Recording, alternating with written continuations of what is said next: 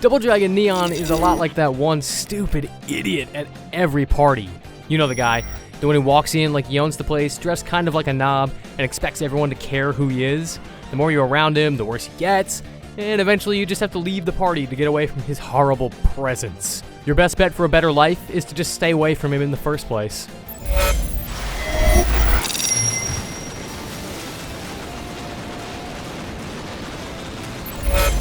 Hey, Double Dragon has new 3D graphics, bitchin' guitar solo background music, and more 80s references than Generation X can handle. Look at those cassette tapes. Look at those vests. Neon worships at the altar of the 80s, but most of the time, Double Dragon exaggerates the classic characters and settings in a way that just feels forced. Hey, that guy has a mullet. Get it? Because of the 80s. They're doing air guitar solos. Hey, that's fun, I guess. Kind of like Bill and Ted, I guess. I don't know. The music is the strongest thing going for Neon, actually. The power ballads and pop hits built for it are both hilarious and genuinely kind of awesome. For the 80s obsessed, these snapshots are amusing at best. For the most part, it's a little too silly for its own good.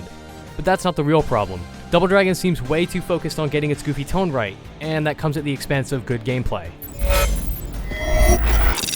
Marion? Oh man, not this again.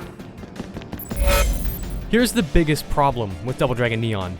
It is so slow. People take their time walking, fighting, and generally getting anything done at all.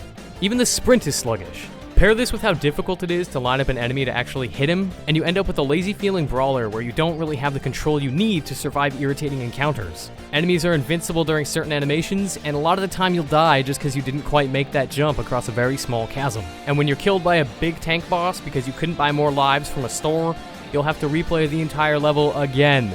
Because video games used to do that, so why not do it 20 years later? That's a lot of fun. The minor attempts to modernize Double Dragon only ape old games too. The stores are straight out of River City Ransom, man. Other brawlers using this kind of formula at least change the flow of the fight with the skills you earn. Instead, the lame upgrades in Double Dragon let you knee drop or throw a fireball at the same dumb identical dudes, respawning for what feels like forever. Double Dragon is painfully repetitive, kind of like all conversations about bad Brawler HD remakes.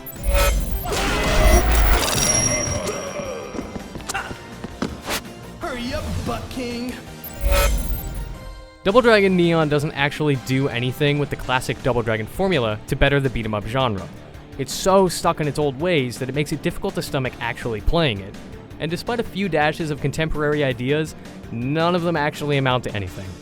Do me a solid, and please do not waste your time on this junk. For more info on better games you can play, be sure to check out IGN.